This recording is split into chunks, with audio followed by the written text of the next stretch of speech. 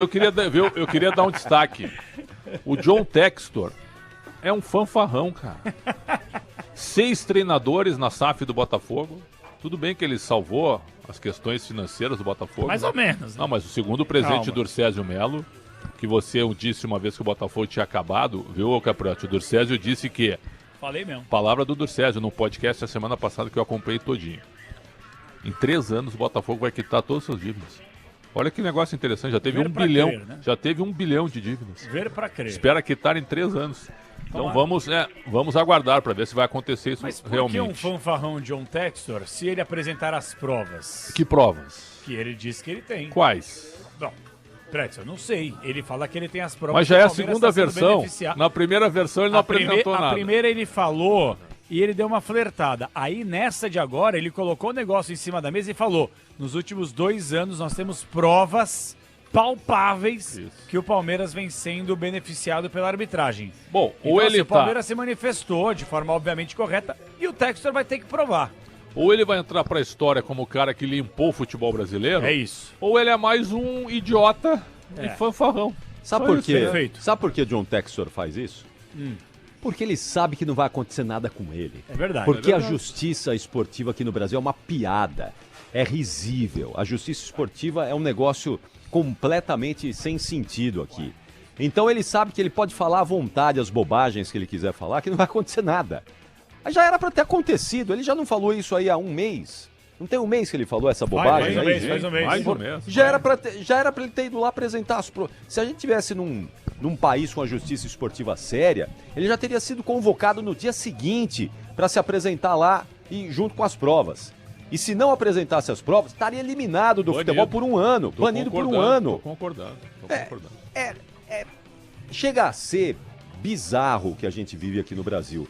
Vem um americano que chegou outro dia no futebol brasileiro aqui, já percebeu como funciona a coisa, e ele desdenha, e ele caçoa, ele dá risada na cara de todo mundo. Ele deveria apresentar as provas do que ficar com essa conversinha aí, e a justiça esportiva deveria obrigá-lo a apresentar amanhã as provas. Mas o Ronaldo Piacente, que deu uma entrevista recentemente para nós, ele que participaria do caso, e ele não esteve presente no dia. Mas depois... Então, essa é a justiça esportiva do Brasil. Mas então, ele já tá suspenso provisoriamente.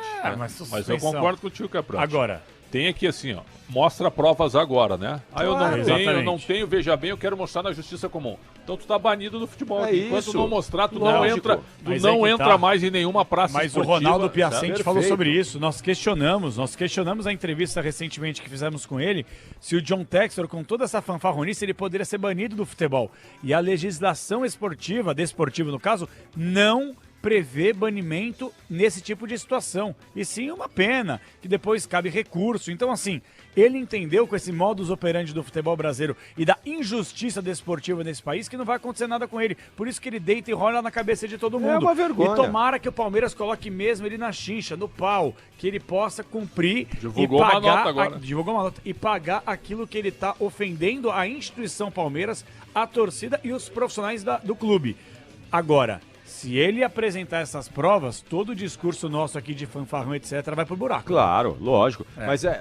Mas veja só, se eu tenho as provas de uma coisa tão séria como essa, eu apresento no dia seguinte. Eu não fico falando aí há 1 mês, eu tenho prova.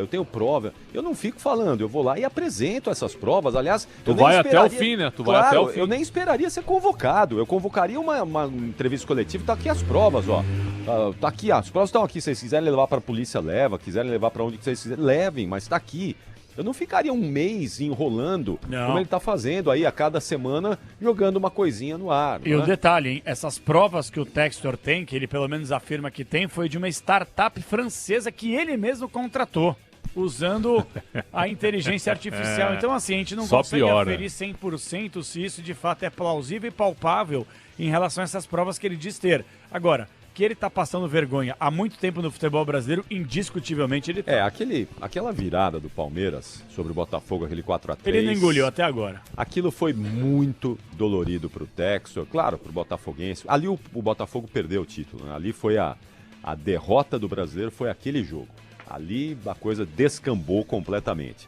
Então ficou alguma coisa atravessada ali na garganta do John Textor, porque ele não consegue superar o Palmeiras. E por que só o Palmeiras, né?